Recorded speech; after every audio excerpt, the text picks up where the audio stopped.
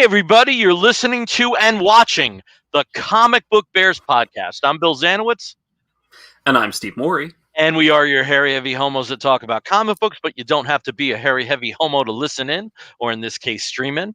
And we're back with you after, what would you say? There was 11, 12 days, I think. Is a little shorter than 2 weeks because we did the Monday. Yeah, that's right. We did have that Monday episode. So, but it's, whatever the case, we haven't been with you since mid-June. So hello again. We did release a whole bunch of audio episodes on a daily basis at the end of June, and baby, I am never doing that again. It was a lot. I know. It was every lot. Day, something new. Every day. And again, the audio episodes are just reconstructions of the live streams that we do. We occasionally will do an audio only episode.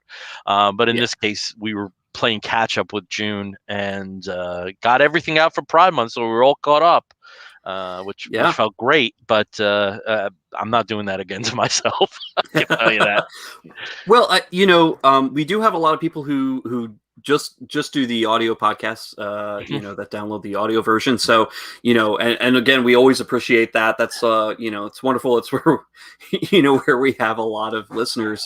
But definitely if you want to watch us live, that's great. You get to interact with us. If you're watching us live on Facebook, YouTube, or Twitch, or you can, wait until we put out the audio version. You can listen in your car. It's interesting because we do have conventions starting up again. I had to check some stats for some of the press and pro submissions, and I found some very interesting stats. One is the most downloaded episode we have was the episode where we covered the first season of Legion. And interesting. That one really surprised me, but that is the most downloaded episode. The Bear City 3 episode isn't too far off in numbers, but in terms of the legacy downloads, because we do have other shows that are in our feed that we were associated with, all the old Thundercast episodes, which was a podcast that myself and Rob Stager had we're active with for a short period of time, probably like a year and a half or so. And we did cover, probably like a third of the way through the original Tower Comics run of Thunder Agents. Mm-hmm. We get legacy downloads for those like as recently as Monday. And that amazing. But, again, that also makes sense because it's not locked to a particular time. It's about an old comic book, and that's a very distinct audience. Compared to some of the other interests that we have, but the episode where we covered the first season of Legion for whatever reason is our most downloaded episode. It was really interesting seeing those stats. Well, definitely, and it is kind of cool with the Thundercast. I would be very hard pressed to find anyone else who was covering that. I mean, it's very specific, very what. But we do have a couple people who have joined us today. Right. We've got David Toby, of course. Hello, hey, David Toby. And he also does mention it's wild that those two episodes you most downloaded, the topics seem wildly different. Yes, they are very different. Very different. Yep. And we also have our good friend James Figueiredo down in Brazil. Good evening, handsome gents. Good evening, handsome James. It is always good to see you as well. But yeah, I mean, it is kind of interesting, and I love, I think we only really look at those like, right around con time, so we can kind of, see. And also, there's this thing where I always feel that if I get into a new podcast, I always listen to the first episodes. It usually isn't the best, but you have the germ of the idea and you see where things going from there. Definitely.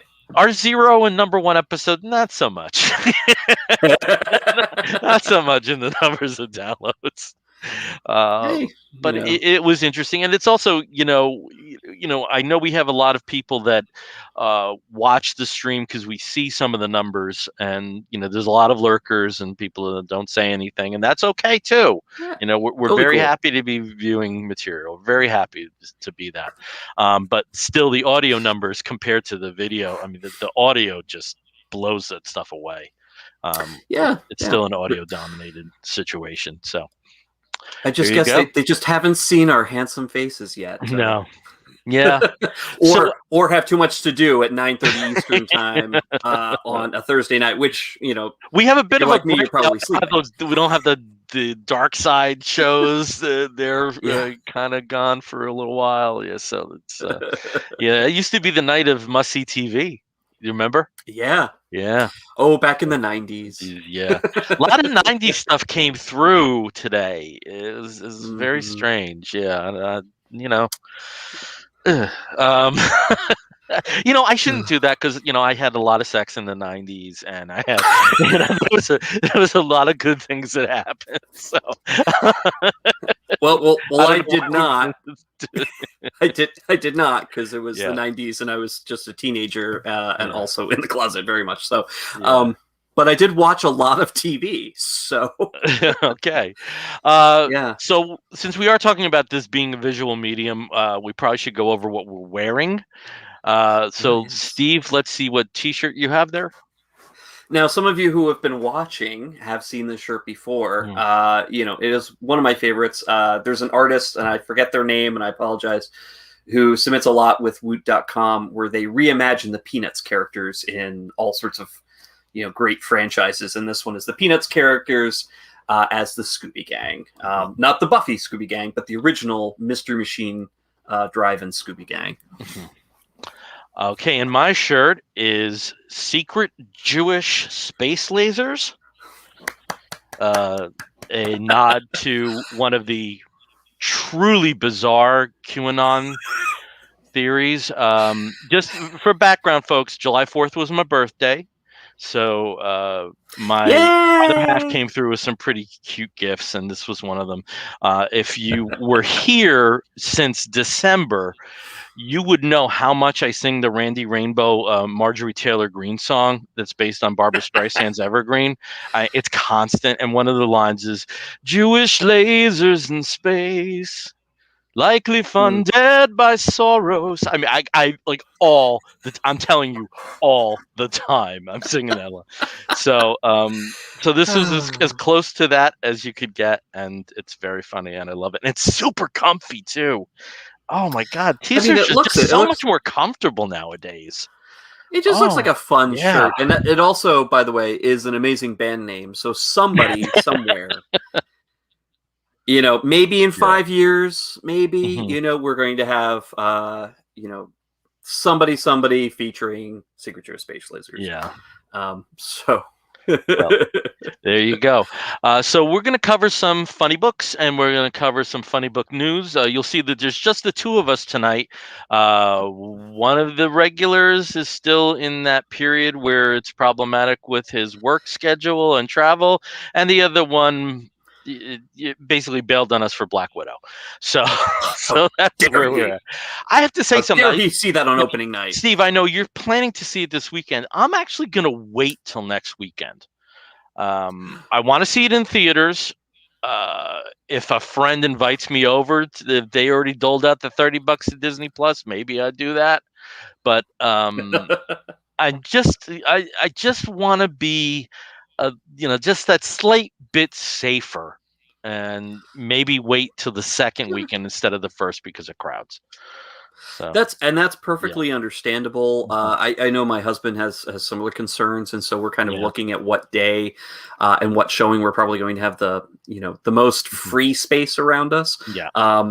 We have the AMC A list thing, so we can check and buy our tickets in advance, which most people are doing now. But you always have a gap on either side of you, so there's always, like, whatever seat was on either side of you is always going to be empty. Mhm, The way that they have things set up. We do have a couple other comments here. mhm. Brian Pittard, who we love to see you, but we would love to have you back. I know you're busy. I know you're traveling and all that, and we can't wait until you're not traveling so much anymore. But Brian does mention Bill needs to sing more on the show, and I do second that. I think not that we're going to have a musical episode, but I think we could. Can you imagine if we did have a musical episode? I'd have the triangle. That would be my entire thing. I Okay. can't sing at all. In the early days before Skype and Zoom were better, we attempted to do this. Was before you were on the show, Steve.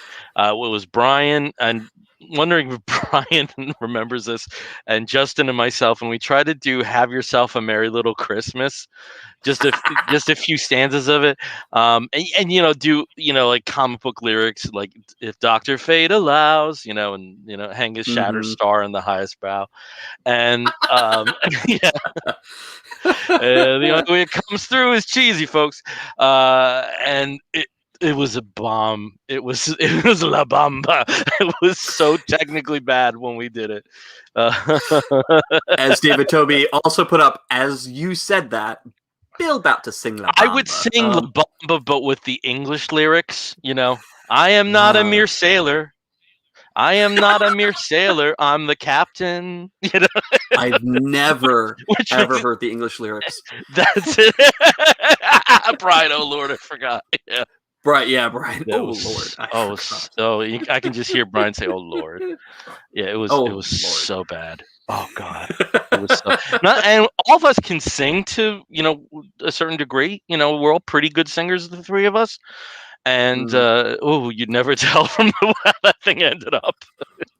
See, we just need to do it, but run it through auto-tune, and I guess it'll be fine. Yeah, it'll be. But the services are better now for that, so I don't think we would encounter. But this was early. This was like 2012, 2013 or so. Oh, the long ago, the before times. Yeah. Oh. All right, so you have some news you wanted to bring up, so why don't we cover that first? Yeah, we had some interesting news articles that have been going Somewhat on interesting the past developments, week. And actually some just happened within the past day. And one of the biggest announcements, because San Diego Comic-Con, at least the virtual Comic-Con, is going on for sure, I think next weekend.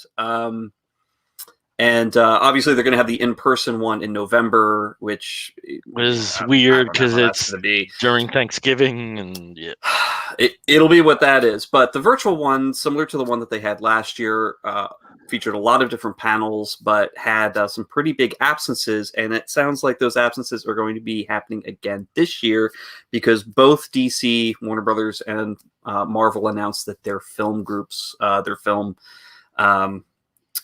studios are not going to be represented at SDCC, the virtual show. I think Warner Television is, so Legends of Tomorrow is going to have a panel and a couple other things, but the big movie slates, they're not going to have a presence whatsoever. Yeah. And that really does surprise me, given how soon we are going to have the Suicide Squad and Shang-Chi. That definitely does surprise me. They're huge. Obviously, they want to promote them. But usually San Diego is famous for, especially Marvel, using that platform to announce a lot of the big upcoming movies, which they've been doing in the Disney upfronts or their investor meeting earlier in the year. So, maybe they'll have some more announcements at another con. I've always thought that that's like the best place to have it because the audience is already made and not trying to seek it out and looking at like an investor perspective. But who knows? And Warner Brothers, same thing. I know the DC Fan Zone is going to be going on later this year as well. I think October is when they're going to have that. So that could be interesting. It's a nice, interesting virtual con as well to announce stuff. But and they had amazing streaming numbers for the first one. They were really, really impressive on the fandom. So I tuned in. I thought they had some great panels. Oh yeah, and speaking of the panels, I thought that Suicide Squad, I could watch that every day. I could bring those people and do something like that every day, and I would be very happy. They had some good stuff. I forgot what I was going to ask you. Just Steve, are you? No, you're not a Disney queen. I was just wondering, if the investors in D23 are two different things, but I don't think you're really. They are. One's for fans. D23 is pretty much for fans and the Disney family, whereas the investor meeting is basically just a bunch of talking heads standing in front of a screen.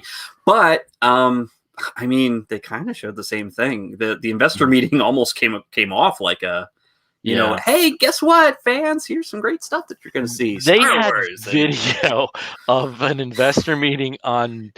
This is how long ago it was. This is when you would watch Nightline, and it was. And this is well before Marvel and Lucasfilm were part of the Disney family, and it was there was some really bizarre footage there of the fan investors.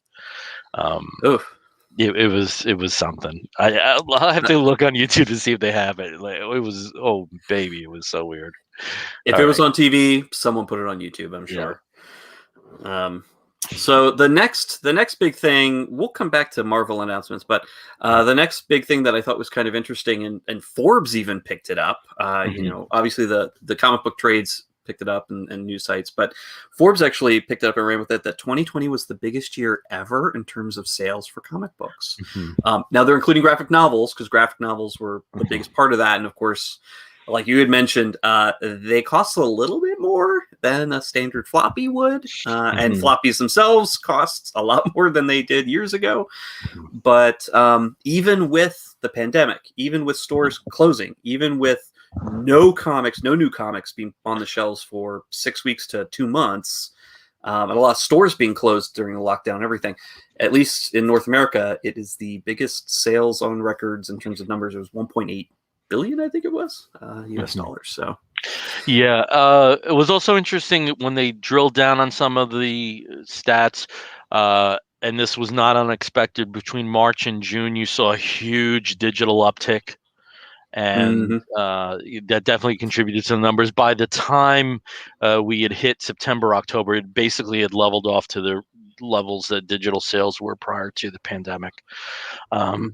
You also do have to keep in mind, though, that this is dollar figures, and you know, with how big comic books were in the 1940s and then later in the 60s, you know, in terms of volume, we'll never really get the exact numbers, but you know, you're not gonna hit those millions. I wish you for had every like issue. Box Office Mojo that does like a calculation to, you know, just see if you can compare it.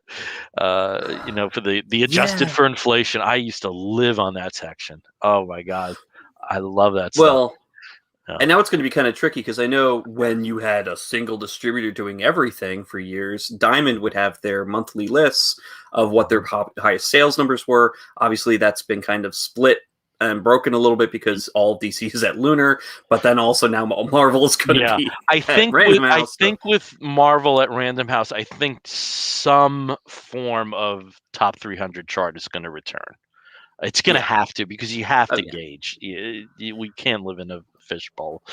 Whether it's something that, you know, very unofficial, like if you were a reader when I was in the old days, the comic reader used to have a top 100 chart where they would poll, I think about like 70 local comic shops. Now, the numbers weren't necessarily reflective of newsstand sales, and again, at that time, DC had huge newsstand sales and lousy LCS numbers, and Marvel was kind of it was kind of evenly distributed. It was much more consistent. But you know, you had books like you know, particularly the Superman titles at the end of the 70s, because of the film, had a huge bump, which just was not reflected at all in the LCS numbers, because Marvel was just far more dominant in that field at the time, and at least it was something. You know, it was something to gauge. Me being the huge music fan, you know, I used to live for getting Billboard and stuff. So that kind of trailed off as I got older, but it's still something that I'm definitely wired for. So I think you are going to see something somewhere. I don't know what would be the most sensible resource, you know, whether it is, you know, one of the premier news sites or something gossipy like Bleeding Cool, but I do think you are going to have something out there that's going to be at least a fragmented reflection of where the sales actually are. So Yeah, somebody that's going to aggregate all Yeah, the different sales charts, which of course, I'm sure you can still get from Diamond and Lunar, and yeah. you'll be able to get from Random House because of course will publish it because that's what they do with their own book sales. So, Mhm. um, I did want to go back and mention David had come up. This is in reference to the San Diego Comic-Con news. Con FOMO is going to be real for him for a long time because they haven't let him leave the country yet. Yeah. Australia, of course. Again, Oh, and also, David, I know you really like this shirt. And it's just something I have to tell people, because I've mentioned in the past that I'm retired Catholic. I'm not Jewish, but I'm Jew-ish. So I just felt that I should clarify that. I went to a hell of a lot of bar mitzvahs growing up. Just as many bar mitzvahs as confirmation. So just where I grew up. So just thought I'd mention that because you aren't getting thrown if you did hear me talk some Catholic guilt and confusion talk in the past. Yeah. Yeah. Yeah. I went to Catholic school. I guess that kind of counts. I went to Catholic school twice. Yeah. Yeah. That's No, I didn't go like 2 days. I went at 2 different times. Yeah. No. I didn't go 2 days. I walked in the door and I walked right I'm out. out of here. Yeah. It's not for me. Yeah. One I interesting. also never went to first grade. Yeah, we moved from Passaic County to Bergen County when I was so that would carry the thing. So when I was 7, and they had different registrations times because I was a summer birth. So I went to kindergarten at Catholic school, and then went directly to second grade when we moved. I had to take some test. I guess I like. I guess I like put the square peg in the square hole. You know what that means, though, because you never passed first grade. Everything after that doesn't count. Yeah. Well, sorry. So they'll cancel my student debt. Okay. I'm okay with that. I'm okay with that. I was just thinking you're going to have to do the whole Billy Madison thing again. Take away my law license. I'm okay. I'm okay with that. I'm perfectly fine with that. Sorry, New Jersey bar. I'm sorry. It says you didn't have a first grade. You got to take first grade. Yeah. Sorry. You got to go back. Got to go back and do it. And then you'll have to learn strike me as somebody who could have skipped a grade, though. I didn't. Yeah. But you strike me as somebody who could have. I don't know if I could have. I skipped a couple levels in language classes, but that's just because I was a dork and took like summer classes privately, and yeah. All right. So other news. One of the things that I thought was really interesting, and I didn't take any notes about this, but I know that you were really interested in this news story that was carried on Bleeding Cool about a certain comic shop up in Kingston, Ontario. Yeah, that was a bit strange. Yeah, it was strange and terrifying, and very much aligned with our interests. Let's put it that way. Yes. Our interests of driving trucks through business doors. I think that's really what brings us together here today. No, that's not quite it. No. What we're referring to, there was a store in Kingston, Ontario, and again, I don't have the note in front of me, but the FedEx driver had just made a delivery and was about to leave when a pickup truck plowed right through the front door of the comic shop, just narrowly missing the poor FedEx driver, all caught on the store's camera. And the owner of the store was, again, terrified and horrified that this happened. And again, it's terrible to have happen to a business like that because they have to close. Mm-hmm. And thankfully he had insurance. But of course he had some great pictures afterwards. That, he showed he did have a sense of humor. And he had a sense of humor, and yes, he was quite cute. And with a snack, I believe the children say. Also, though we didn't cover this is on our page. There is a comic shop in Houston, Texas, that has been suing the nearby Crown Plaza Hotel for damages because people were throwing. And I don't mean to laugh, but just it's not, the mental picture of a succession of fire extinguishers going. I mean, it's on our page. It's unreal. But in the pleading for in one of the pleadings to the court, they characterized the damages in comic book form. You have to see this. It's amazing. Look at it. It's Maybe we'll talk about it next week when we have more people, because I would really love to talk about this with Caleb. So that's on our page. Also, we got the trailer for What If, and I was blown away. I love the animation style. I know we're not getting all of the actors from the MCU doing the vocals, but they've got some pretty good doppelgangers vocally. And from what I saw, there's no story I don't want to see.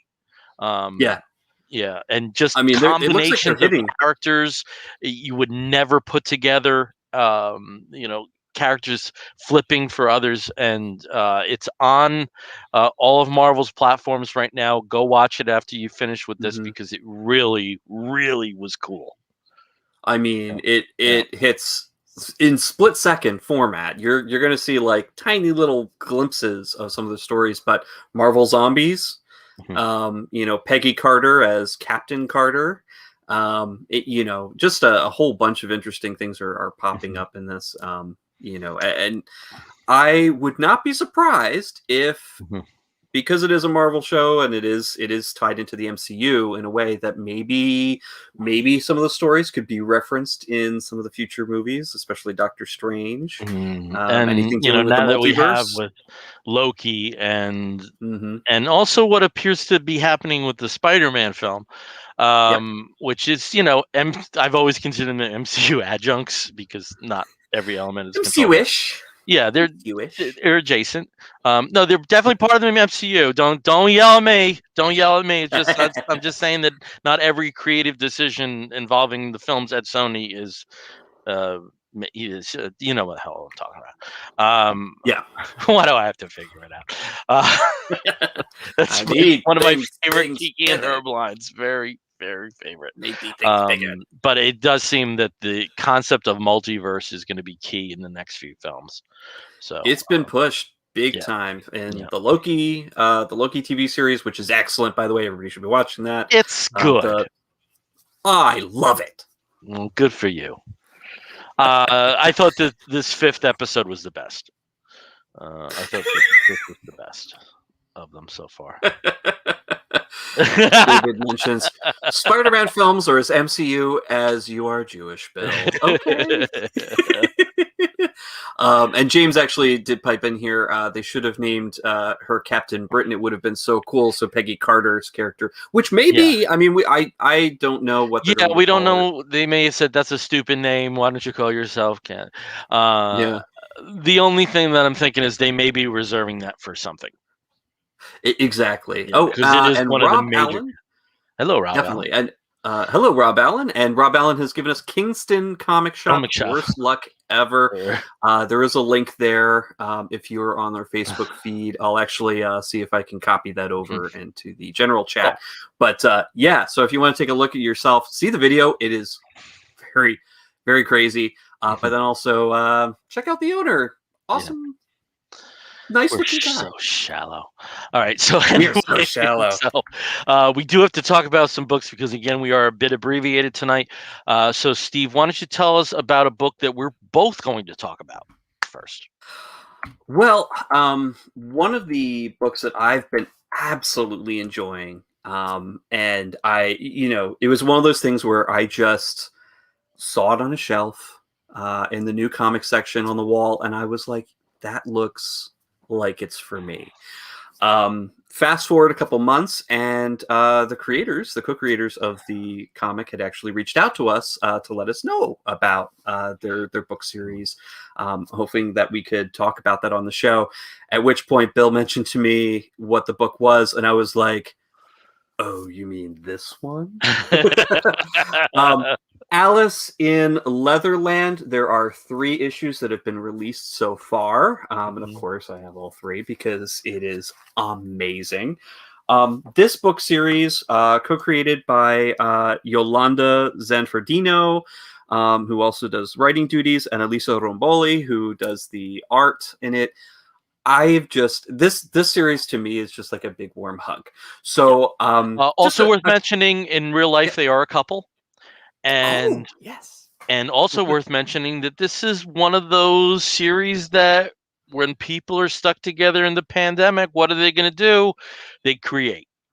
And yes. so there's a few of these coming. You'll see them in the previous solicits, but this, I think, is one of the, at least in terms of the independent stuff, one of the first that at least has had press around that. So definitely. And I didn't know about it too much because I actually don't usually read a lot of Black Mask series, although they have been popping up on my pull list a lot more frequently lately. Yeah. I'm sure the fellas at Comic Book Look aren't happy with that, because it seems there's a lot of Black Mask and Vault stuff that they cover. So. They do. I love Vault as well, and I know for a lot of people, Black Mask is synonymous with a lot of like horror comics or like darker indie comics. This is the exact opposite of a dark, horror comic. In fact, like I said, it is a big warm hug to read. So, quick plot, sort of like plot summary. The main character is this perky, thick, and super optimistic and very naive woman who she's a writer. She's she always sees the best in things, but she's also not super confident in herself. A horrible thing happens. She catches her long-term 6-year partner cheating on her, and so decides at that moment to just drop everything that she's got going on in her small town in Wyoming and head with her friend Robin out to San Francisco. Robin's this hot lesbian who, is totally a lady killer. Everyone loves her. She's super successful, obviously, because she got hired by this big time firm in San Francisco. And she worries a little bit about Alice, whether Alice will fit in with the city. So Alice, of course, goes with her, has some trouble finding a place to live, and then finally finds a location with some very interesting roommates, and then tries to make a go of it in San Francisco. This little naive woman, surrounded by an extremely queer, extremely cool, maybe too cool for her kind of society. But she's going to make it work. And all the while, we also get sort of her internal thoughts as journal entries, as part of a children's book, sort of a fairy tale that she's writing, where she stars as herself as a bug, as a lightning bug, and also writes on her different encounters and her friends into the story as well. So very fun, very fun. Yeah, I absolutely loved it. It has a very romantic comedy feel to it. I love that you have kink incorporated as a backdrop. The Leatherland, that's actually, at least as far as we see so far, is the name of a store where Alice gets hired by one of Robin's friends. And I thought the demonstration pages, I thought those were very, very funny. Alice is such an engaging personality. A very realistic personality. I think everybody has an Alice that they know. Just fun. The art is wonderful. The art felt like a warm hug to me. The supporting characters, it shows they do show that nobody's exactly what they seem. One of her new roommates, when she actually finds an affordable place in San Francisco, which is kind of science fiction, one of them is a performance artist. The other one, Joaquin, is I guess a dom. He's a dom. Yeah, because there are slaves that appear every so often. um, that the two of them, kind of take Alice under their wing, and try to try to get her more city oriented. Let's put it that way. I also loved Robin. It was such an interesting character. Robin's friend who's married at the company. I thought he was adorable. Hansel. Yeah, with some of his conversation about sexual frustrations and steps that he's taking, and it was just like you said, the title had me thinking, because I just picked up a bunch of Fables trades, that I was in for one thing, and I was in for something completely different. You had mentioned the framing pages that are the products of Alice's imagination, where she's cast as a bug, and the people in her life make appearances. They come at perfect times. They open each of the issues, but they are inserted in other periods that are just perfect page breaks.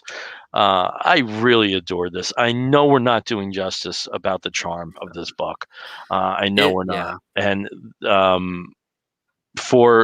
it's almost like, how can I put this? It's like an adult children's book. You can't give this to a kid. Please don't.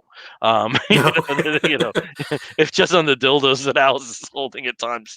I mean, if you want to give them a really early education, maybe. Sure. But there is this wide-eyed innocence about the main character and about the story, how it's formatted, that is nothing but charming. And just as you said, I think it's very important to say that we did receive review copies for this. If you look on blogs, there are always those disclaimers. We have to say that as well. But we often get review copies, and we just don't talk about it because we didn't like them. This was not the case. This was a truly wonderful book, and since I'm behind the times on digital, this is a must get for me and collected.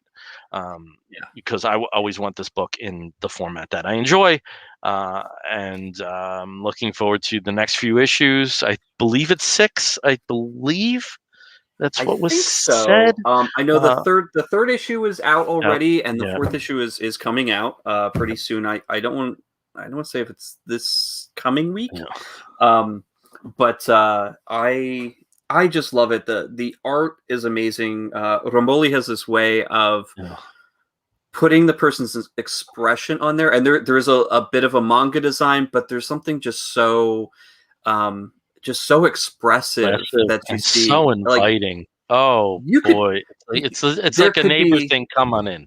It really is. And plus, we get some bears over during Alice's first San Francisco parade. Really cute sequence. Really cute sequence. It's not spoiling much in the second issue, but she finds herself in the middle of a pride parade, which is her first pride parade. And she tries to fit in, so she gets herself a Mama Bear t-shirt because she likes bears, because she used to live in Yosemite. And she gets basically very quickly adopted by a large group of very large bears, who then bring her into the parade. And it's just a great sequence, and just her expressions, the looks on her face, the emotional power of the page. You go on the journey with her, and also with Robin too. You see things from Robin's perspective, you see things from Allison's perspective, looking at Robin, and you can put both halves together.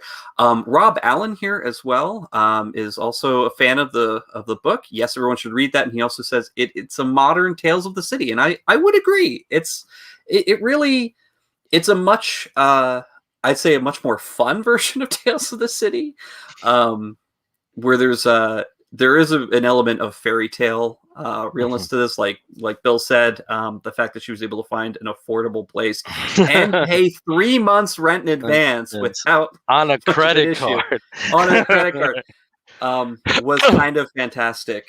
But yeah, she really has lucked out into finding a wonderful set of roommates who take care of her, but also being introduced to a less innocent world that she's used to, but translating that to the pages of her fairy tale book that she's writing. So I think this book is definitely something I recommend for people of all ages above 18.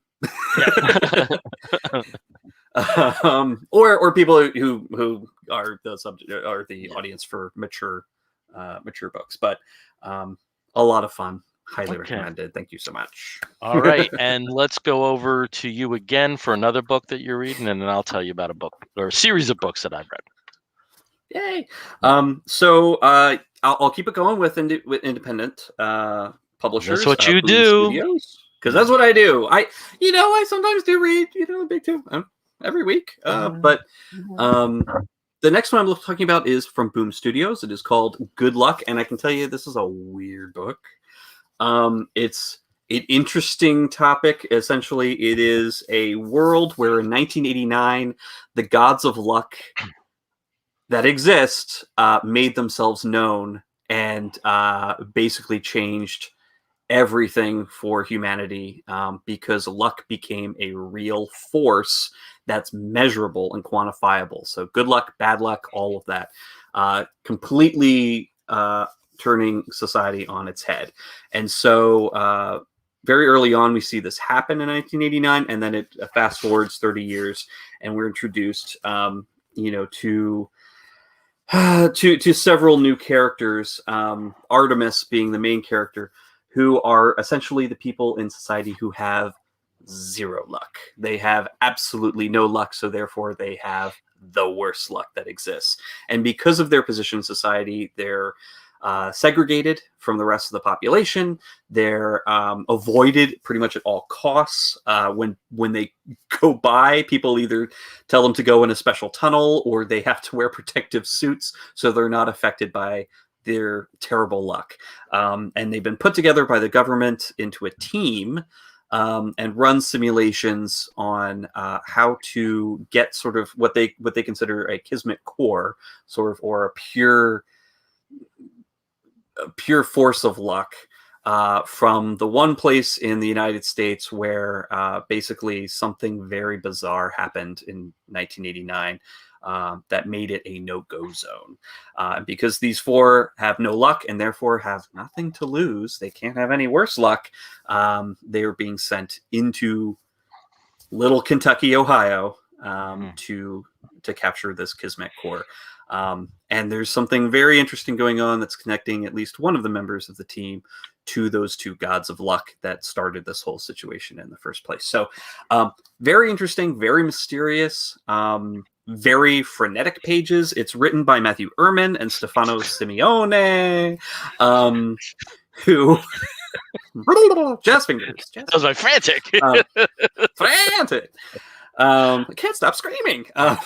Basically, Matthew Ehrman is the writer, and Stefano Simeone is the artist. And just the colors, the art is just very zippy, dynamic. Lots going on the page.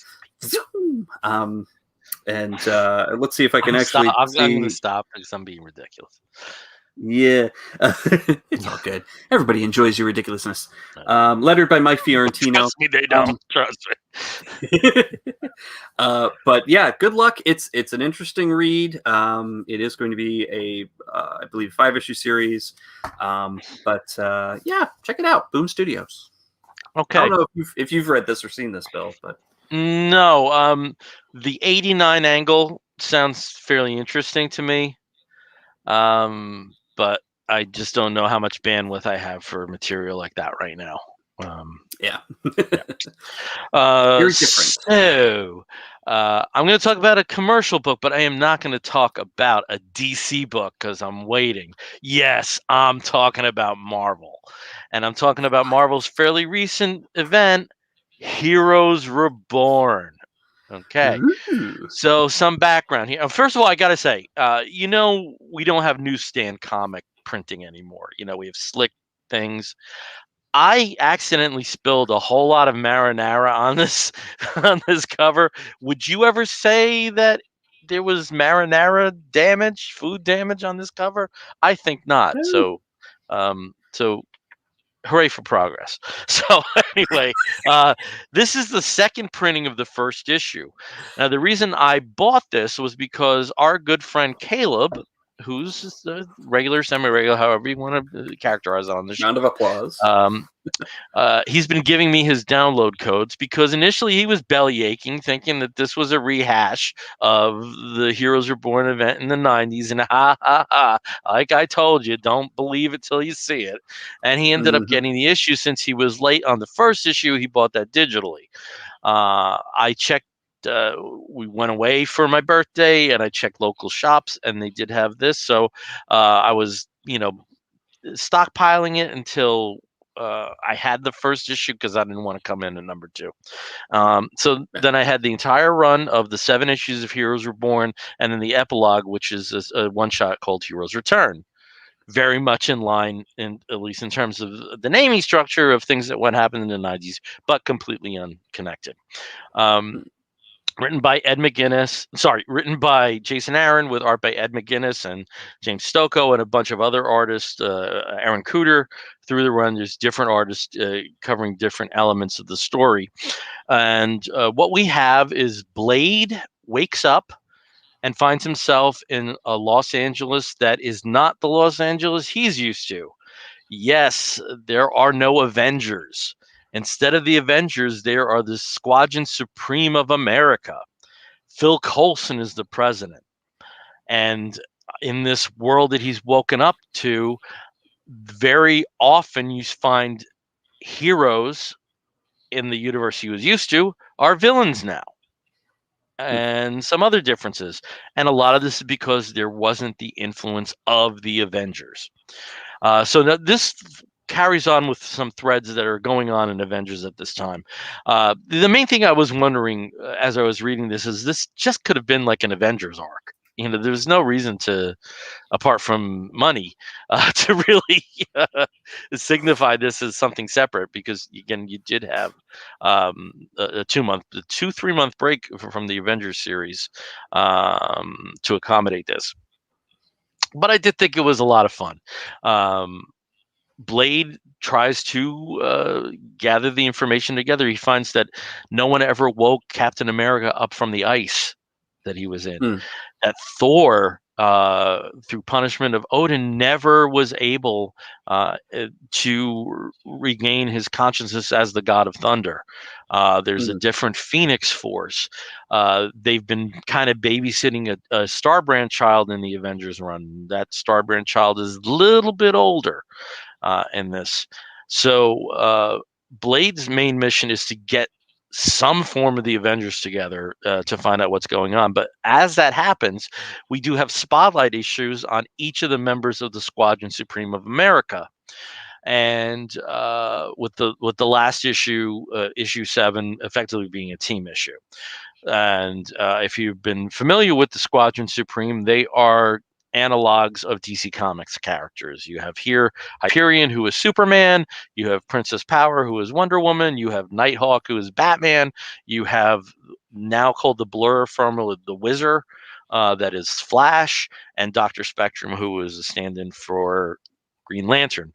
The first time you saw characters that were like this was in the late 60s, and in the Roy Thomas John Buscema run of Avengers, where you had the Squadron Sinister, and they were villains. And these are not necessarily noble characters, some of them. And I like that nod to the history of the Squadron Supreme conceit. You find that there are machinations of somebody behind the scenes, and the most perfect illustration of this is, instead of God we trust, we have in whom we trust. And when you see who that is, a lot of things start to make sense. Also very important to say, Black Panther is missing. Wakanda is a legend. And we see that character and why they decided to hide Wakanda from the world, which was initially part of the story way back. It makes sense when you do have assholes that are effectively the Justice League. Makes a lot of sense to stay in hiding there. I thought it was like good old comic book fun. I don't know if it justified taking one of the franchise books off the grid for 2.5, 3 months. But as somebody who's like kind of down on Marvel right now, and I really just haven't read a lot of Marvel that's fun lately. There have been books I enjoy, but there's a fun factor that just isn't there. It certainly isn't in Aaron's Avengers. Sometimes that's a real slow to go through, but it was a nice diversion, and I was glad I had it.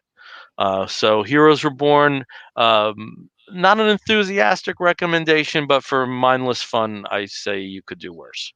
So. I did not read any of the tie-in one-shots. There's 10 of them, which covers what non-Avengers characters are doing during this time. I wouldn't mind reading those. Maybe there'll be like a collection at some point. I'm certain of it. I wouldn't be surprised. Yeah, I'm certain. Yeah, that's just what happens. They'll do a treasury edition with the 7 issues, the Heroes Return. I'm not buying that. I'll just buy the other one. Yeah. I already read the 7. So this is something you haven't been getting, right? No, Avengers or anything. Any of them. Yeah. I know James here mentioned that the Alpha Flight tie-in is really good. Yeah. I mean, I've been. You do have some of that in there. You do have them attacking effectively Wolverine's Alpha Flight, and some of what went down between the U.S. and Canada, I thought was interesting in this particular world. I also was, as somebody who's just like who kind of, I've been collecting Avengers, but I haven't been reading them all. I think I read up to 18. There's a very different version of Phil Coulson that's around right now.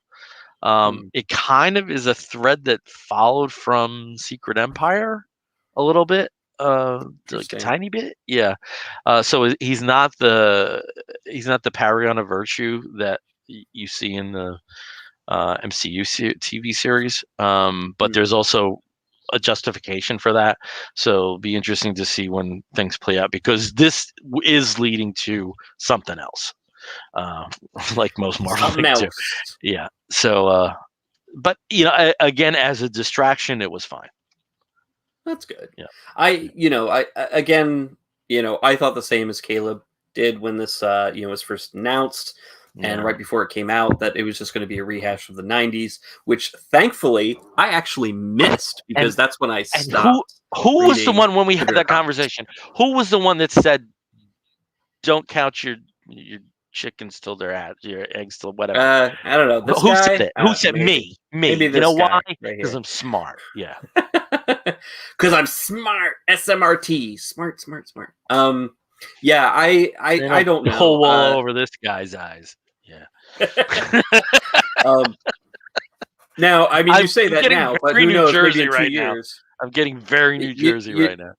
Yeah. In like 2 years, Marvel's going to be completely like forgetting that anything happened, and like maybe there'll be one thing that carries over from this entire event that actually is of any substance. Yeah, I've heard there's like a major retcon about America Chavez that came out this week. I don't know if anybody reads the books featuring her, but apparently some people are a bit upset about that.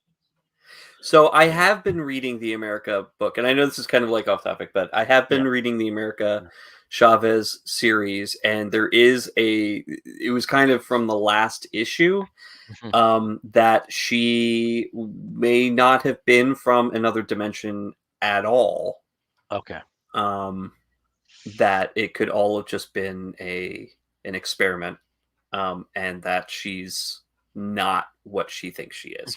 So I think there's there's that. That's very possibly what it is. They did have sort of like that explanation in the last issue last month, but she clearly didn't believe it and was looking for proof. And of course, proof was off panel on the last page, which I'm guessing is explained fully in this latest release. So we'll see. I'll be reading it this weekend. Okay, cool. Well, we're going to start wrapping this up again. We have an abbreviated episode. We usually go at least 90 minutes, but we're going to stick to an hour tonight.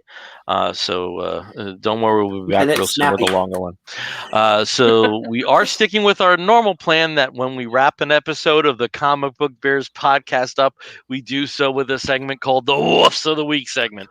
In the bear community, if you find a fella attractive, you woof at him. And we do something very similar here where we woof at a project, whether it be a comic book or a TV program or a film or a charitable initiative, anything under the sun that we think you, fair listener or viewer, may be interested in sampling. I'll start with Steve. Steve, what is your woof of the week?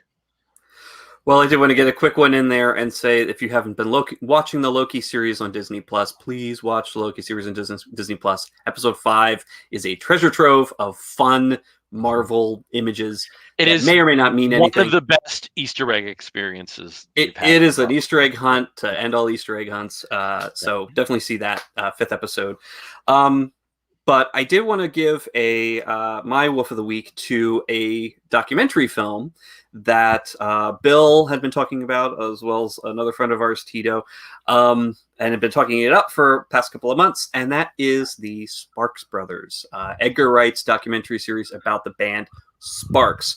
I had never heard of the band before. I thought I had never heard any of their music. Well, guess what? I recognized a couple of their songs. I couldn't have told you that it was Sparks who did them, but this movie has everything.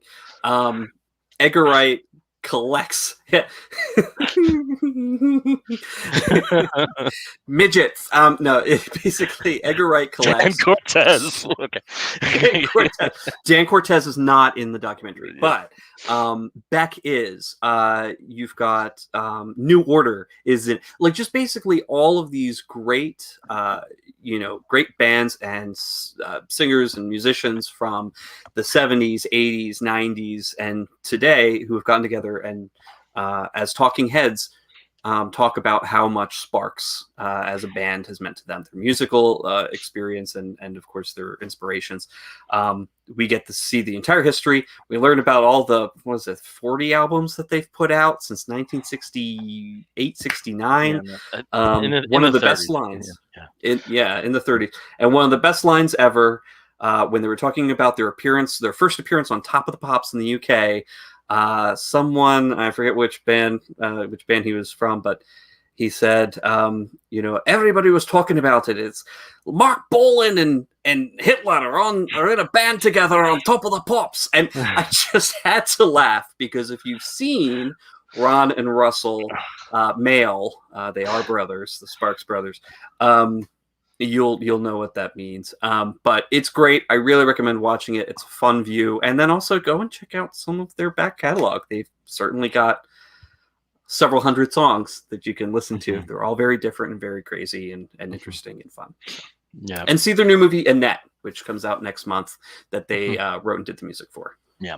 And one thing that was very apparent in the film is how many close calls they've had in relation to providing a soundtrack for a film. Some really real sad things. And one thing I will say, watching this documentary almost gives you a glimpse into another history, an alternate history where Sparks hits it big. Yeah. Where they never really did get Sparks Reborn. It is Sparks Reborn. It's like, they were huge in California, they were huge in the UK, Germany, and Italy and France, and Western Europe, but they never hit it the rest of the US and North America or anywhere else. So, this would be an interesting glimpse into what could have been if they had actually really hit it big. But okay, Sparks Brothers. Well, my woof of the week goes to a museum. How about that? For my birthday, we were looking for something to do. Initially, we were hoping to go away for a long weekend. We had to go to a wedding, so that kind of botched those plans. And up until the end of last week, almost everywhere in the East Coast was looking like a lot of rain. So, doing a beach thing was not going to make a lot of sense. So, though I've been to the Woodstock site twice before, I've never been to the museum. First time I went, it didn't exist. And the second time it went, we weren't able to get there in enough time because of weather situations. But went there at the Bethel performing. I forget the name. Bethel Art Center. In Bethel, New York. It's not in Woodstock, and if you watch any documentary about Woodstock, you understand that there's a difference between that and Wallkill and Socrates, and none of these places are really close to each other, so that's pretty interesting about Woodstock history. But we went to the museum that's at the Performing Arts Center and also to the actual site. And it is a wonderful experience. I know not everybody can get out to a museum in New York State. You always have the landmark film that came out, which documented the 3-day festival in 1969. So, in terms of great rock documentaries, that's always up there as well. But even if you're not like really in tune with 60s or hippies culture, it's such a well conceived museum. And what ended up being a beautiful day, I could have sat on the precipice where you look down upon the natural bowl where the concert took place. I could have stayed there all day. If you go to my personal Facebook page, I've made all the posts public because of a neighbor doesn't know how to do anything. So there's tons of pictures. They had a wonderful exhibit there about the influence of psychedelics on late 60s and early 70s culture. They do have rotating exhibits in what's effectively is the basement. And this also led to a flurry of me watching documentaries.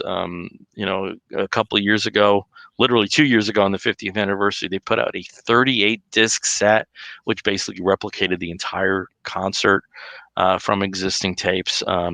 Don't try to buy it now. It'll cost you about $5,000. But learning about some of the non-marquee performers who played there. This gentleman Bert Summer, who unfortunately passed away in 1989 and 1990, and just had this wonderful set and received the first standing ovation at Woodstock. His story is wonderful, but each performer gets their own section. It's so well conceived. You have films that are going around. They have the Woodstock buses in there, and that's a truly interesting history. What led up to Woodstock, with the civil rights movement and the British invasion, and even the NASA space program has a role there. It really is something great, but very expensive. Gift shop. One thing I picked up, and this is just so wonderful, is this is a compilation of New York Times articles about Woodstock over the years. You have the entire set list of the show there. Just a really wonderful collection. There's really cool stuff in there. Pricey, but really good stuff. And if you can make it out there, I very, very strongly encourage you to do that. It probably was the best pop culture museum I've ever excuse me ever been to. You might have to take over the ending, Steve. Hold on a second for me. Oh no. I totally forget. I just totally tune out whenever you go through the ending, so I don't remember anything. Boy, okay, so we're going to wrap that up before the voice really goes. Again, we are the Comic Book Bears podcast. You can find us on the Twitter and the Tumblr and the Instagram as Comic Book Bears. You can find us on the Facebook as Comic Book Bears Podcast. You can listen to us through iTunes.